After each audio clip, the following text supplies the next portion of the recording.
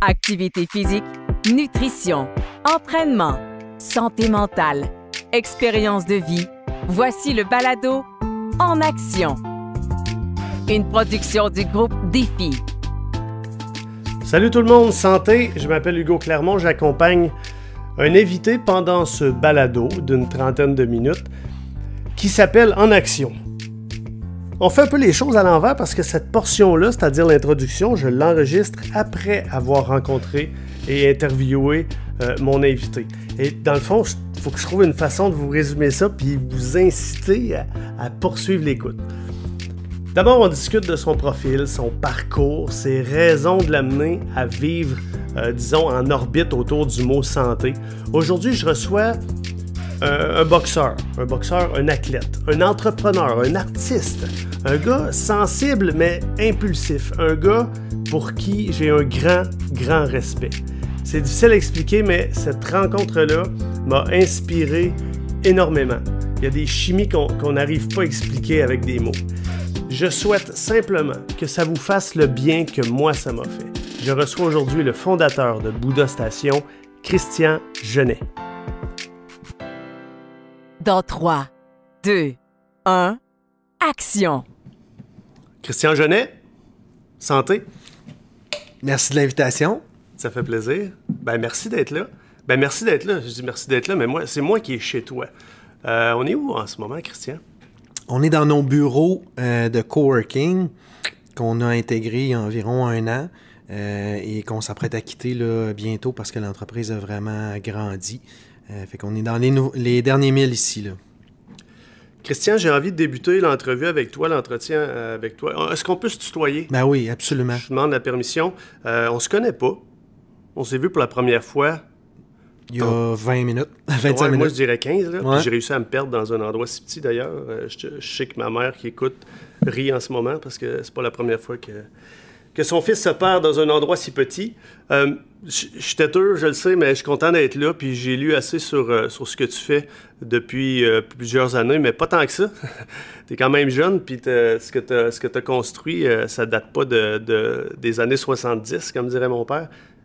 Je te trouve hot. Je trouve ça hot ce que tu fais. Puis ton dernier bébé, je suis impressionné par le produit. Je suis impressionné aussi par la dynamique de tout ça. Je vais lire un extrait d'un texte que j'ai trouvé sur ton site web. La façon dont les gens mangent dans l'entreprise est brisée. C'est exactement pourquoi j'ai créé Bouddha Station. En janvier 2017, j'en avais marre d'avaler un sandwich dans l'auto en route vers le bureau après mon entraînement du midi. Pour moi, le fast-food n'était pas une option. Même leur choix, moins pire. Ça, on en a parlé un petit peu avant l'enregistrement. Je veux qu'on en reparle. Fais-moi le penser du fast-food puis de ce que tu mangeais entre le gym puis le bureau. Là, je termine la lecture. Je me suis dit que j'allais trouver une solution à cette problématique. Alors, ma question, Christian, c'est quoi la solution? La solution, c'est d'être organisé, d'avoir accès à un repas qui est simple, qui est rapide puis qui coûte pas trop cher.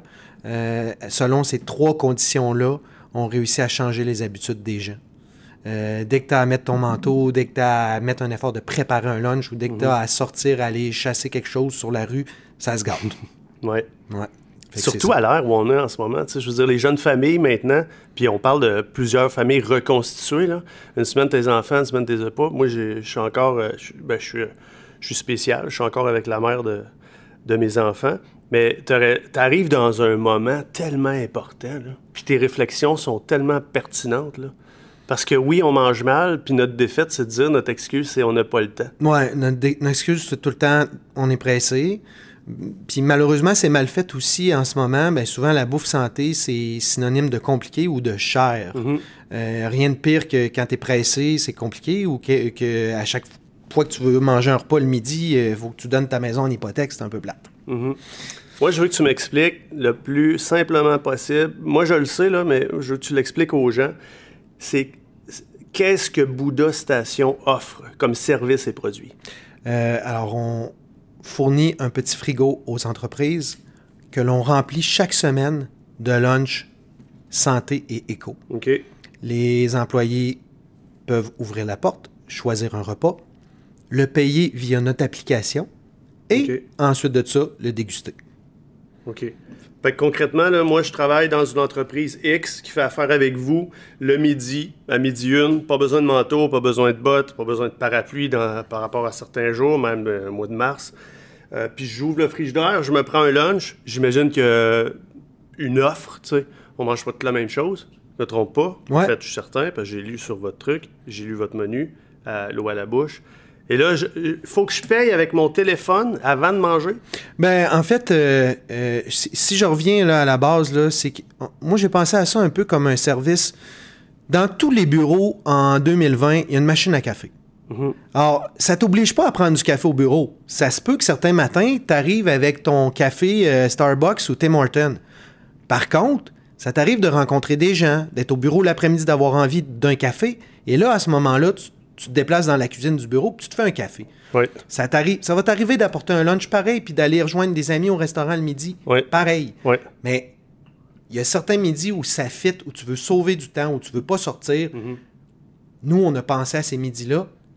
Les entreprises qui font affaire avec nous ont ce service-là. Les employés n'ont qu'à ouvrir le frigo, choisir un lunch. Ils n'ont pas à le précommander, ils n'ont pas à gérer les inventaires. Ensuite de ça, ils prennent leur téléphone pour payer immédiatement. Et ensuite, ils le dégustent. OK. Pourquoi le payer immédiatement? Ouais. Parce que derrière tout ça, il y a comme une intelligence au niveau des inventaires, des stocks. Ça nous permet de suivre en temps réel si le frigo se vide à l'entreprise, par exemple, à Lithia, à Québec. Ça nous permet de le remplir, même si la fin de la semaine n'est pas arrivée. En milieu de semaine, on peut le remplir. Oui, puis le fait de travailler avec une application, ça simplifie la chose, puis Vraiment. c'est instantané. Exact. Vous avez de façon instantanée les quantités commandées, les quantités restantes. Puis on est en mesure de voir aussi qu'est-ce que les gens aiment le plus dans nos repas, parce que c'est toujours ce qui sort en premier. OK. 3 ans, c'est un bébé, là, cette entreprise-là.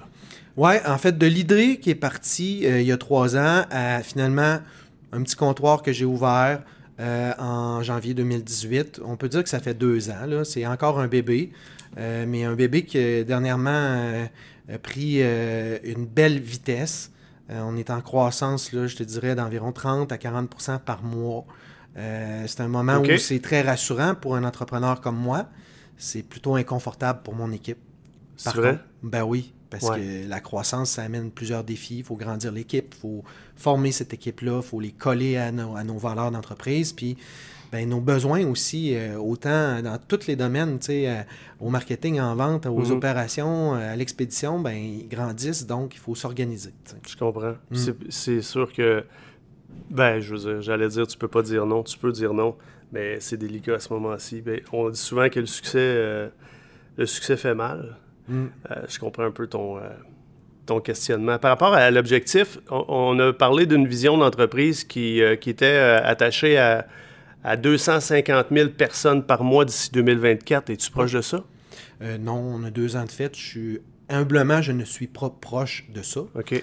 Par contre, je peux te dire que déjà, on a dépassé la barre des 10 000. OK. Ce qui est pour nous énorme, parce que tu sais... Dans 2 villes? Non, on est partout au Québec en ce moment. OK. Ouais. Et puis... les lunchs sont préparés où? Sont préparés, sont montés. On a plusieurs sous-traitants qui travaillent pour nous, parce que nous, on ne fait pas la bouffe. Alors nous, on a développé le frigo, l'intelligence de l'application. Ensuite de ça, on prend le contact avec les clients. C'est nous autres qui fait le suivi. Mais au niveau des opérations, on a des professionnels dans tous les endroits du Québec qui développent les produits pour nous. C'est acheminé chez nous à l'ère de distribution, puis là, on fait l'emballage. Comme un peu, tu sais, Simons ne font pas des jeans puis des bobettes. Mais si tu commandes chez Simons, ils vont joindre ta paire de jeans avec tes bas puis tes sous-vêtements, puis ils vont chipper ça chez vous. On est comme ça un peu. On sélectionne les meilleurs sous-traitants. Et puis, on expédie partout au Québec. Les sous-traitants travaillent de la même façon, j'imagine. Moi, si je travaille, parce que je pense que ProMutuel, c'est un de vos bons clients. C'est un très bon client. Si je transfère en Outaouais, mon menu va être le même. Là. Je veux dire, ça va coûter la même chose. Absolument. OK, parfait. Ouais. C'est l'avantage d'avoir un joueur comme Amazon dans le portrait d'affaires en 2020, c'est que au moins, ça amène des solutions d'expédition qui sont extraordinaires, ce qu'on n'avait pas avant. Je peux pas t'obstiner là-dessus. Parle-moi de l'éco-responsabilité de l'entreprise. D'ailleurs, je vous donne 5 étoiles là-dessus. Je sais pas quoi dire d'autre que bravo. Ben merci. Écoute, pour nous, l'éco-responsabilité, ça se colle à faire attention aux traces que l'entreprise peut laisser sur la planète, sur aussi nos relations humaines avec les employés, comme une trace qu'ils vont laisser pour plus tard dans leur prochain job et tout, mais précisément sur nos actes verts que j'appelle, chez nous, on utilise des boîtes d'expédition qu'on reprend. On utilise des ice packs pour garder au froid, on les reprend. On utilise des contenants aussi qui sont réutilisables. Aux opérations, on les nettoie, on les restérilise, on les réutilise. C'est vraiment l'étape après le recyclage. Là. Ben pour nous, c'est mieux que le recyclage et les compostables. Ben oui, mais pas juste pour vous. C'est l'avenir. Ce que vous faites là, c'est l'étape après le recyclage. En fait, il y a des gens qui recyclent même pas. Là. Ça demande beaucoup d'énergie. Mais puis c'est pas quelque chose qui est payant ou pour sauver des coûts, au contraire. Mais ça vous coûte plus cher de faire ça? Bien sûr, ça coûte bien moins cher. Même à long terme, Christian? Définitivement. OK. Parce que l'opération de ramener ça, tu sais, quand tu expédies quelque chose, tu le fais à sens unique. Alors on doit le faire à double sens, tu comprends? Oui. Ramener quelque chose. Oui. Mais ensuite de ça, l'opération de laver ça, stériliser ça, puis faire le contrôle de qualité, parce qu'il y en a qui cassent des fois et tout ça. Bien, ça aussi, c'est beaucoup d'énergie, puis c'est beaucoup de temps de manutention. Ça revient beaucoup plus cher que de mettre des choses au recyclage. Ouais. Et en ce moment, au Québec... Ça serait déjà bien, en plus, le recyclable, mais là, c'est encore mieux. Oui, mais je pense que si on veut créer une entreprise qui va être pérenne, puis on va vraiment tracer la voie sur une façon de faire du commerce différente, bien, il faut croire à ses aspirations, puis foncer. Moi, je reviens au concret. Là. Moi, je travaille pour Mutuelle. Je suis transféré en Outaouais. J'ouvre la frigidaire, votre frigidaire. Est-ce que c'est vous qui décorez les frigidaires? Alors, on a un frigo personnalisé qu'on fournit aux entreprises. Ceux qui en ont déjà un et qui veulent le garder, dans ce cas-là, on prend une tablette du frigo, on la décore, on la brand. Ils sont décorés, là. Exact. Mais ça, il n'y en a pas un pareil de ce que j'ai vu dans vos images? Non, ils sont tous pareils. Ah oui, OK. C'est vraiment un petit frigo vitré. C'est beau, on met un wrapping dessus, là, vraiment joli, dynamique. Là. OK. Fait que moi, j'ai un pot de vitre. Mon lunch est dedans. Ah non, il est en thermoplastique. Excuse-moi. Mon lunch est dedans. Je mange. Ensuite, je fais quoi avec le pot? Je le mets sur le comptoir. Puis il y a quelqu'un de chez vous qui vient chercher la vaisselle sale. En fait, tu enlèves l'étiquette, tu rinces le contenant, puis tu le mets dans une station qu'on monte carrément. Okay. Alors, c'est une genre de grosse boîte de réutilisation. Comme à l'époque, tu sais, il y avait des grosses boîtes pour reprendre les canettes dans certains événements, comme le défi entreprise. Bien, nous, il y a une boîte, puis là, les employés les rentrent un par-dessus l'autre, un dans l'autre, les contenants. Puis nous, une fois par mois, on ramasse tout ça. OK. OK, on rentre un peu dans le personnel, parce que t'es intriguant. Trouble de déficit d'attention avec hyperactivité. Puis en plus, t'es maniaque de boxe. Un TDAH, ça nuit ou ça aide comme entrepreneur, Christian? Dans mon cas, c'est quelque chose qui me démarque.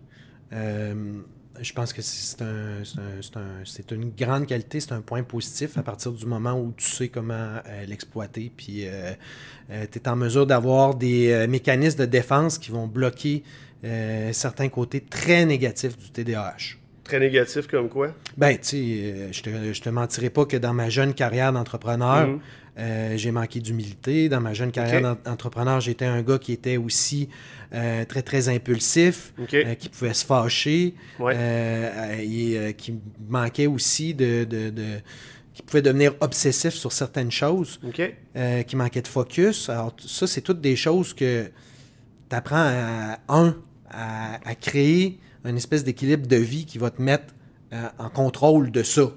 Bien sûr, il y a la médication. Pour moi, il y a le sport sur une forme quotidienne. Il y a ensuite de ça un 10 minutes que je prends le matin, la première chose en me levant, que j'appelle mon 10 Mindful Minutes. Il y a la façon dont je travaille à y aller. Qu'est-ce que tu fais dans ce 10 minutes-là? Tous les matins, en me réveillant, c'est mon 10 minutes au calme où je me ferme les yeux, je m'assois au même endroit et je vois ce qu'il y a devant moi pour la journée. Comment je sens mon corps. Dans ta tête?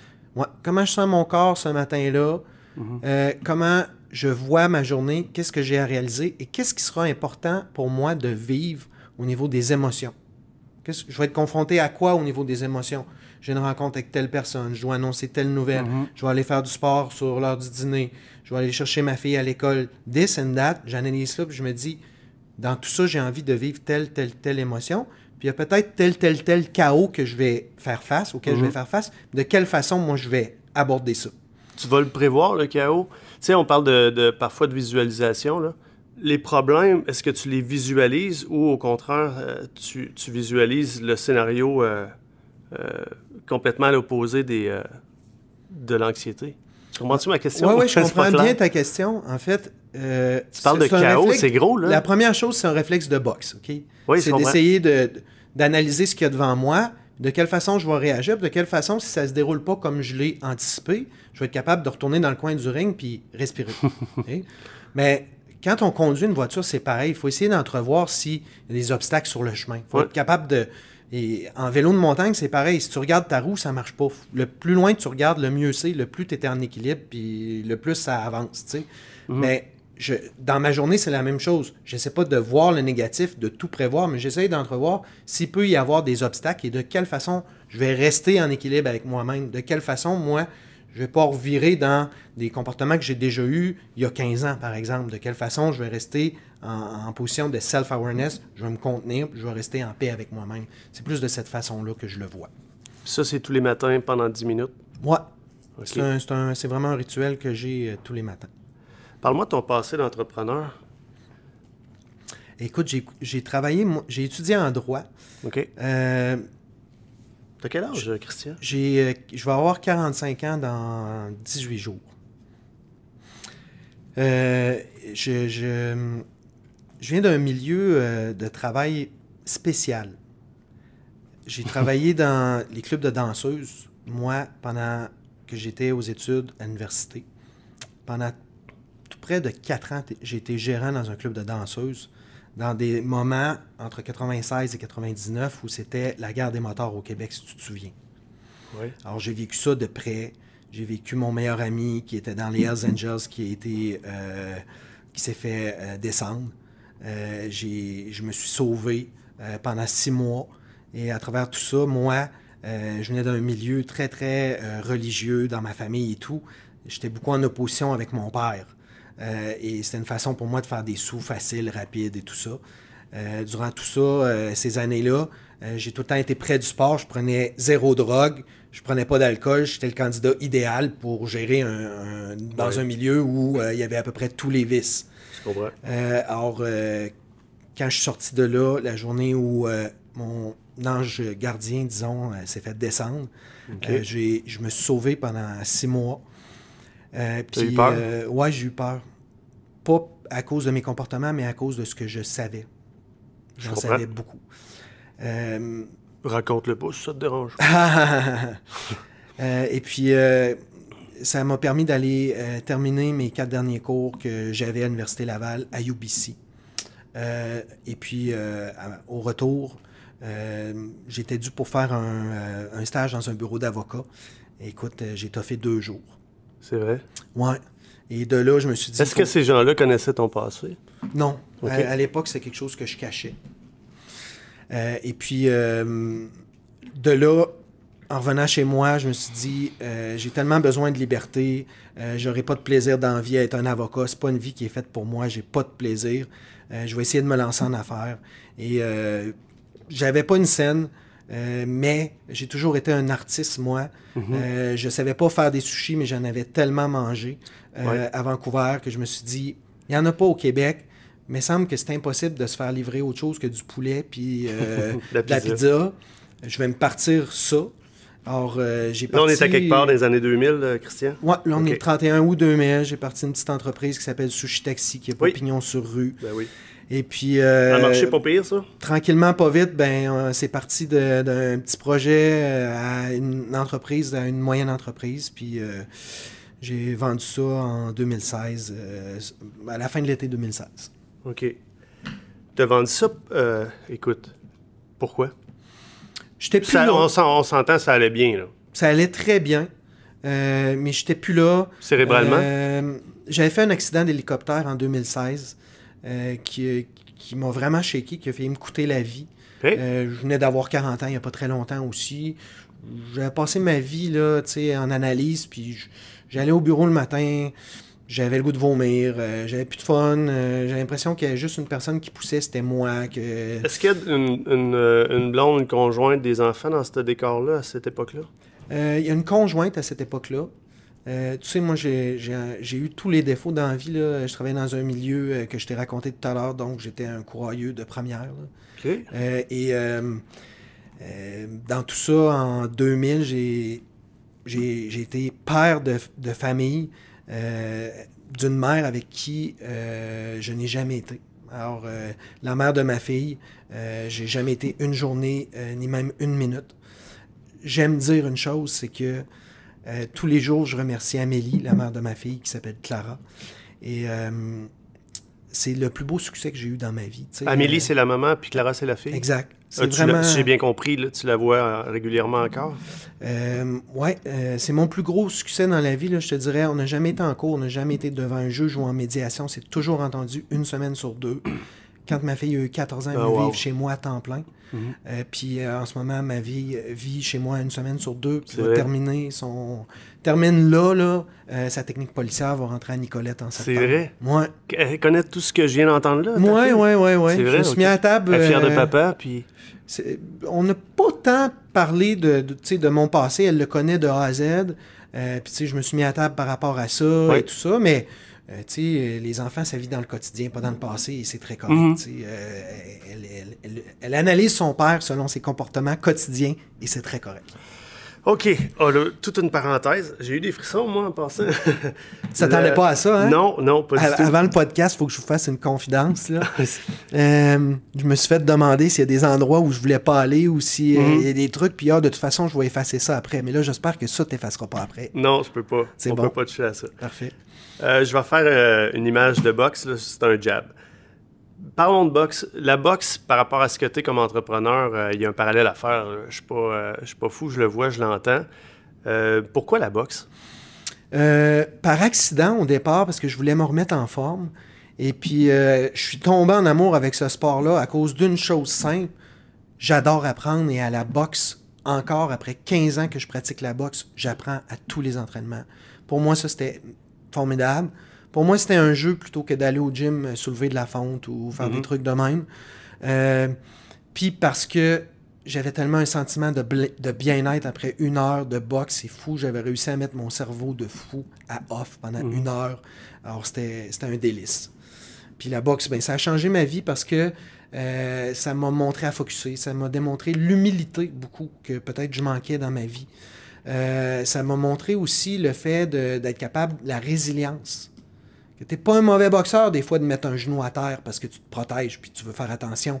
Puis que ça fait pas de toi un perdant. Ça fait de toi quelqu'un qui est intelligent puis qui va être capable de rebondir de façon analytique, en ne rentrant pas dans le jeu de l'autre. C'est très, très typique d'un parcours d'entrepreneur. Tu me parles d'humilité, tu me parles d'un genou à terre, tu me parles de résilience. Exact. Puis, tu sais, même chose, le courage. Le courage à la boxe, là, c'est pas de démolir l'autre. C'est pas d'accepter un combat que tu es sûr que tu vas gagner haut la main. Le courage, c'est de rentrer dans un défi où tu n'as aucune idée de l'issue, mais tu vas donner le meilleur de toi-même.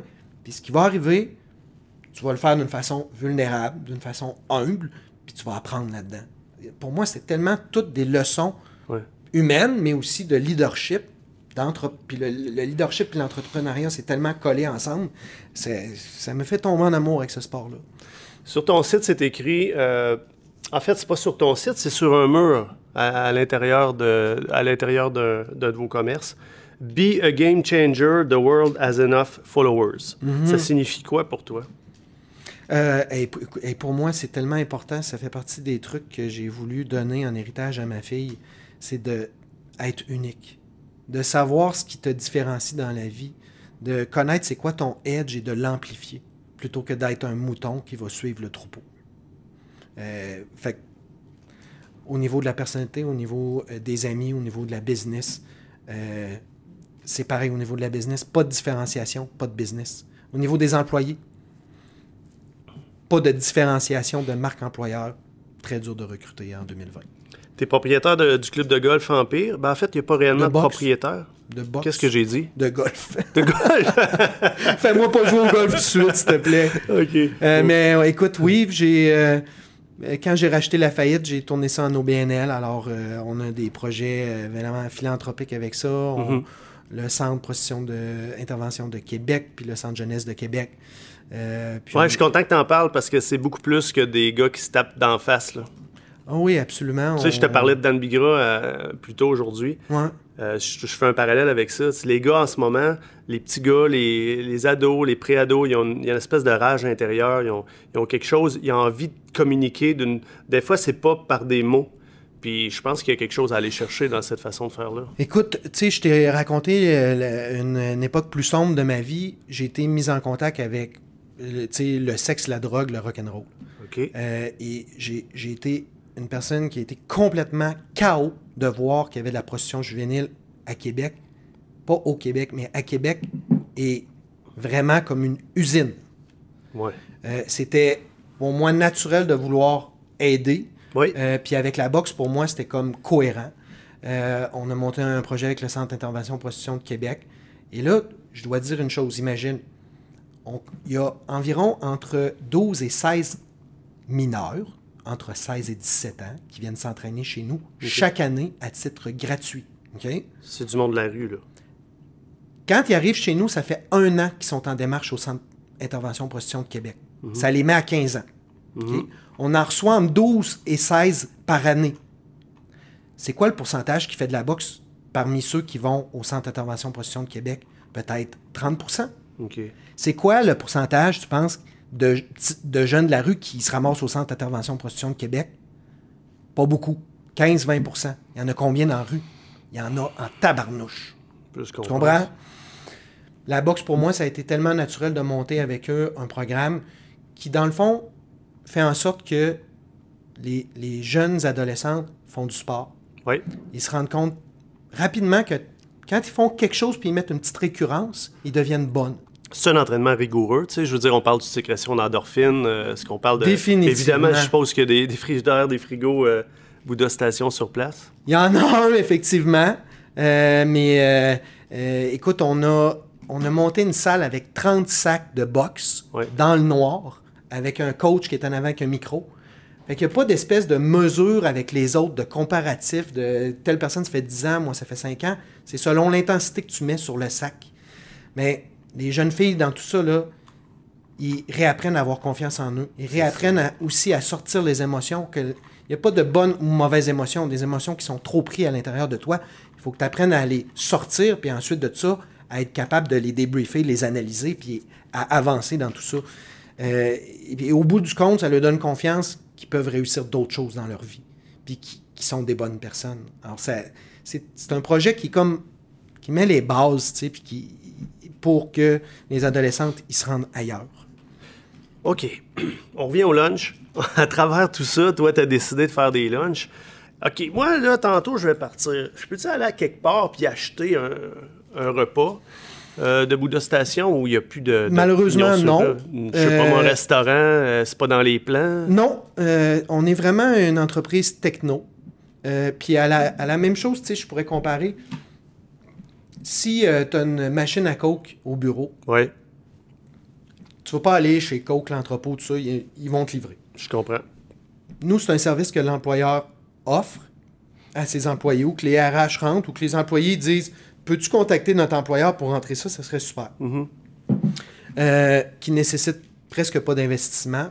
Puis, au bout du compte, à partir du moment où il y a un frigo dans une entreprise, nous autres, on le remplit chaque semaine. C'est aussi simple que ça. Fait que moi, je suis travailleur autonome. Même si j'ai pas beaucoup d'employés, je pourrais faire affaire avec vous puis trouver une façon Ça dure une semaine, je pense, les repas? Les repas se conservent une semaine, mais nous autres, il y a un minimum de 10. Il n'y a pas de surgelé, c'est que du frais. On a des salades en ce moment à agiter. Donc, il faut les mélanger. Ça ressemble à quoi, vos menus?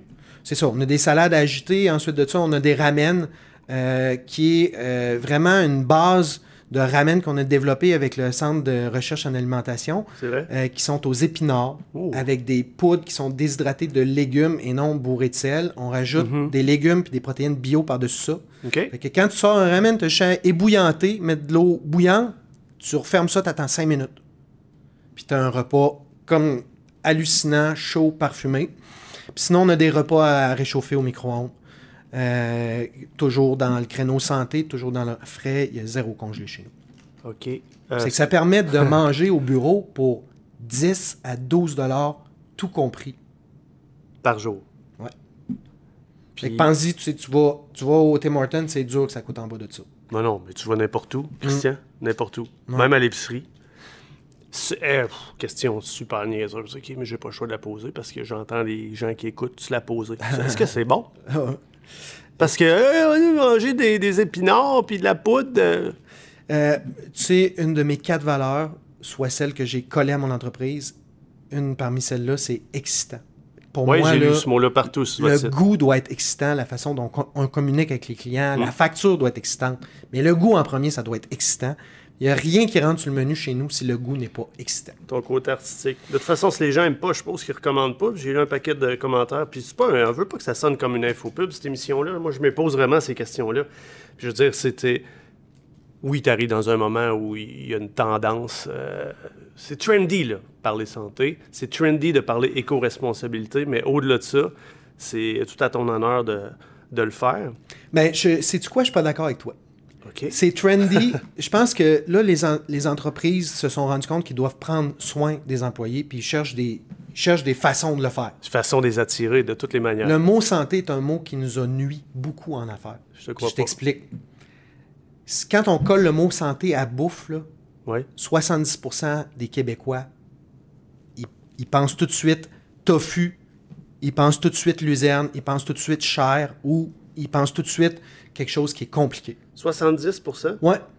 Et Compliqué, attends un peu là. Compliqué, cher, vert, luzerne. luzerne, tofu. C'est vrai que c'est tout négatif. Ben, tofu, à part tofu, je te dirais que...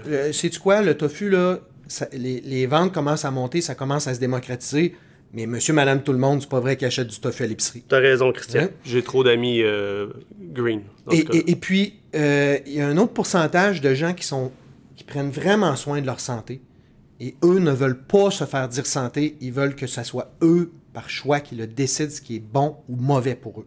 OK, parce qu'eux, ils ont un peu comme les menus santé, puis on les nommera pas, là, mais dans certains restaurateurs rapides, où on affiche à droite, dans le coin, menu santé, ces gens-là vont apporter tout de suite un jugement de valeur en fait, disant c'est de la vente non représentative. C'est vrai que c'est pas santé, tu sais, parce que peut-être c'est moins gras, C'est plus peut-être qu'il y a santé moins de calories, que le menu de la gauche. mais il y a quand même toutes sortes d'additifs, toujours toutes sortes d'agents de conservation. Il y a, tu sais, c'est des affaires sous vide qui sont bourrées de sel, peu importe. Ce n'est pas santé. C'est moins gras, moins calorique peut-être, certes, mais ce n'est pas santé.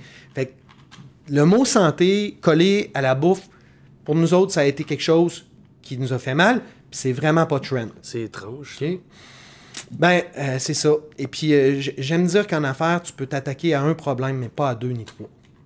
Fait que, tu sais, la trail est trop dure à taper en ce moment pour que, en plus, je sois là pour changer la perception du mot santé collé à bouffe. Tu comprends? Ouais. Ben oui, mais non. Tu comprends? Ben, Mais c'est vrai. Je on comprends parle ton manque. d'aliments énergiques, on parle d'aliments sains, on parle de ce qui est c'est bon pour ton corps puis ton esprit, mais on essaye de pas coller le mot santé. Parce qu'au niveau marketing, c'est pas vendeur. Exact. Est-ce qu'un enfant va aimer ça autant que le parent? Plus. Oh, ça c'est intéressant. Est-ce Est-ce qu'il y a des portions enfants? non, on a juste on a juste un format chez Ok. nous, mais c'est surprenant comment j'ai vécu ça, moi, à l'époque, chez Sushi Taxi, de voir les jeunes générations de passer qu'à ta fête, tu vas aller au McDo, au Burger King ou chez Poulet Frit Kentucky, si t'es plus vieux comme moi, à aller manger des sushis. Ouais, on a le même âge. Et tu sais quoi? Ben, la jeune génération, là, ils sont plus ouverts au tofu que toi puis moi. qui pas l'ont juste au fait tofu. par conviction, par valeur ou parce que tu as un mode de vie sain. Mais monsieur, madame, tout le monde, les jeunes là, sont plus ouverts au tofu, à la bouffe santé, aux légumes que les gens des générations plus âgées, définitivement. Ouais. Ben moi, j'ai 3 enfants, puis c'est ma fille, puis ce que je te dis là, c'est 100% vrai, comme si je mentais de temps en temps. Ma fille de 16 ans a fait le souper hier à la maison. Puis mon fils et son ami étaient à la maison. Puis sais-tu qu'est-ce qu'elle nous a préparé?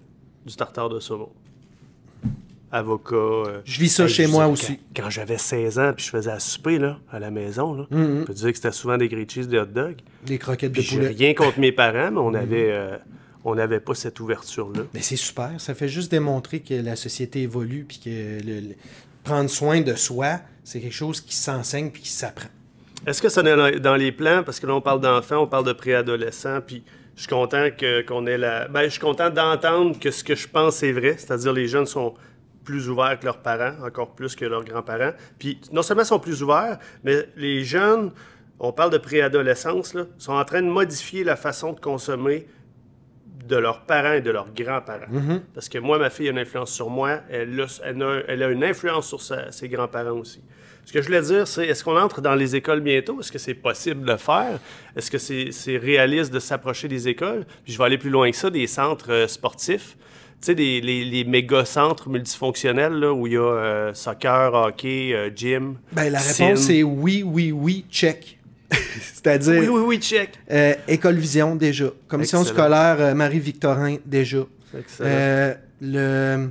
C'est quoi, Québec, c'est une machine distributrice? c'est pareil, un petit frigo. Puis Okay. là, ben, bon, Vous allez changer ça au 10 jours?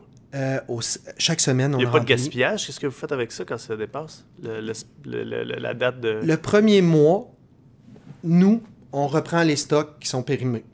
Une journée avant la péremption, on reprend les stocks et on les donne à des organismes de bienfaisance. Définitivement à Québec, l'Aubrivière. Wow. Le Grand Chemin à Montréal. Et pendant un mois, le premier mois, on prend sur notre dos ce qui vient périmer, le temps qu'on ajuste les quantités, selon aussi les goûts de l'équipe. Oui. Après un mois, Oui, parce qu'il y a un menu, là. Après un mois, l'employeur se commet, puis lui, il prend en charge s'il y a des pertes. Je comprends. Fait que oui, on est dans certaines écoles, puis là, ben, je te fais une confidence. On a développé pour... Ouais, tu sais qu'on enregistre. Ah ouais, mais je t'avais dit que j'avais pas de cachette à faire. D'après moi, t'en as pas. On a développé une boîte intelligente qui permet, justement pour les écoles qui ont un plus gros volume, de contrôler l'accès au frigo.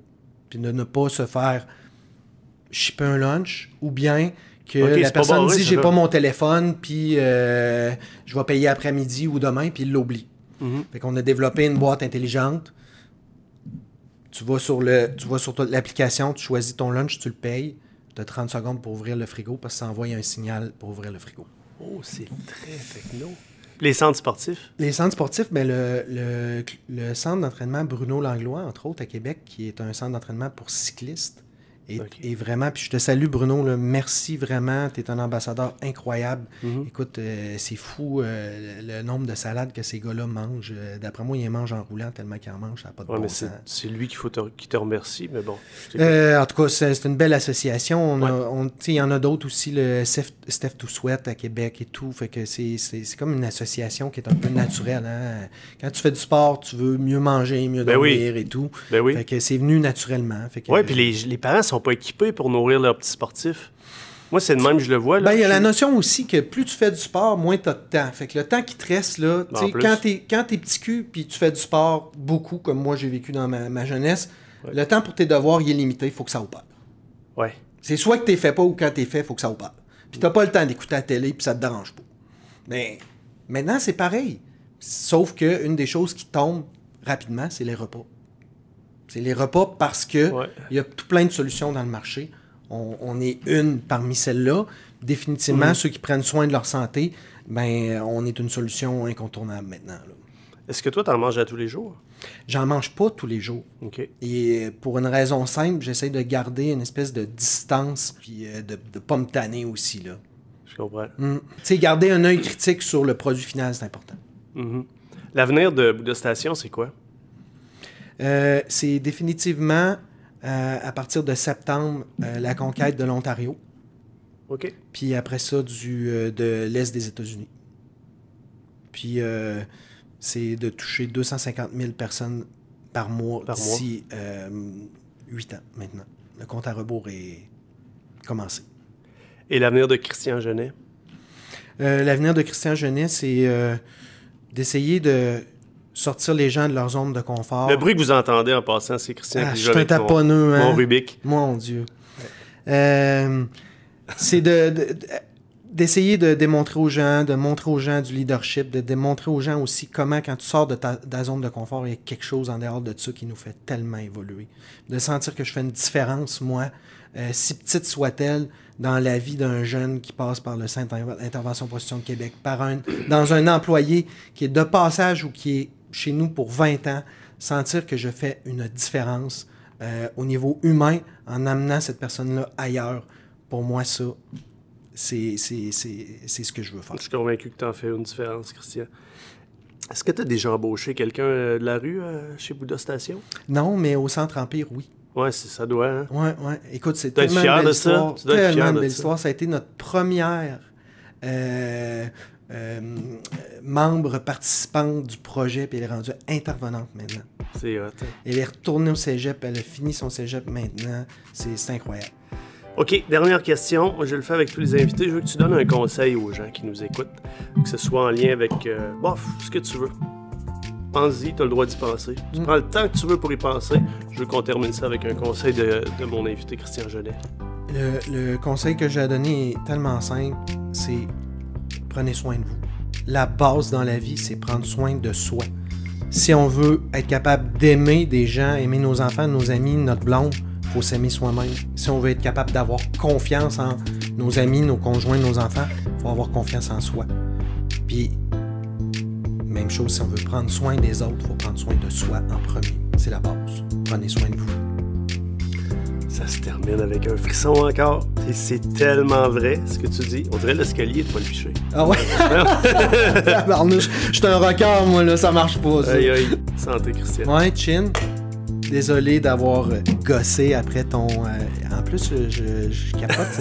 Ah, je vais t'agacer. Tu n'as pas réussi à le finir. Hein? Non, mais... 40 minutes d'enregistrement, tu n'as pas réussi à finir le cube Rubik. Tu comprends que je faisais juste gosser avec en plus, mais néanmoins, je serais pas capable de finir ça. Mais te connaissant un peu maintenant, je pense que tu aimerais ça en avoir. Je pense qu'il faudrait que j'essaye ça. Hey, regarde, je te le donne. Je suis gentil de même, moi. Mais, ça sera mon cadeau. À partir de maintenant... Je suis une nouvelle personne grâce à toi. Bon, ben écoute... Gentil, ça va? J'accepte, merci, puis bonne journée à toi. Salut.